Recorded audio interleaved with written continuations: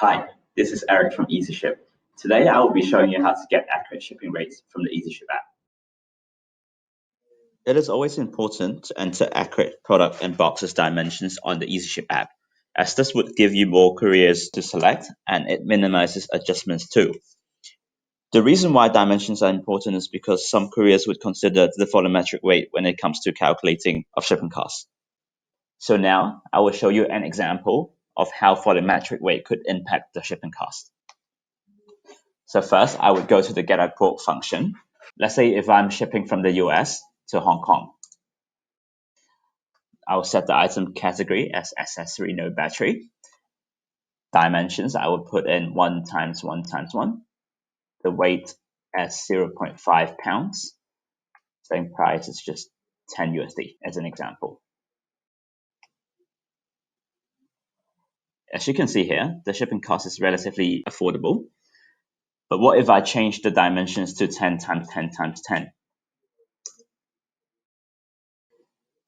As you can see here, the shipping cost is a lot more expensive than what you were able to see previously. The reason why is because some couriers would consider the highest between the volumetric weight and the actual weight. So it is always important to enter the correct dimensions. Let's say when you create a shipment on our platform and the dimensions that you enter is incorrect, then you could get an adjustment at the end of the month. Now, that's why it's extremely important to have the product listing filled in before you install the rates at checkout feature. And here's how you can do it. First, you need to go to the product listing page on the left-hand side. If you have your e-commerce store connected to Easyship, you can click on Add Products button here, and then you'll be able to find your Shopify or your e-commerce store. So this time, let me select Crew Cakes, which is my Shopify store.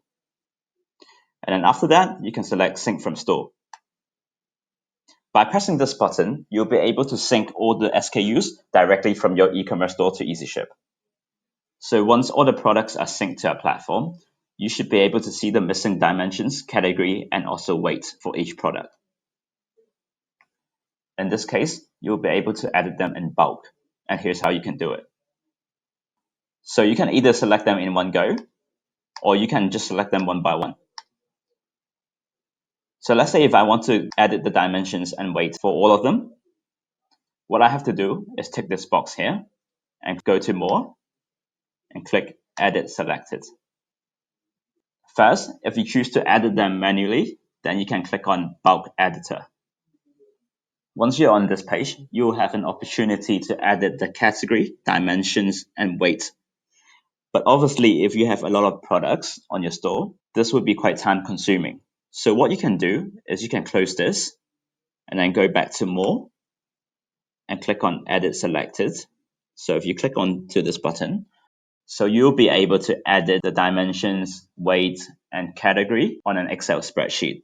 So that would be a lot faster. Assuming that you have fill in the weight, dimensions, and category for all your products, you just have to save your file and re-upload it here.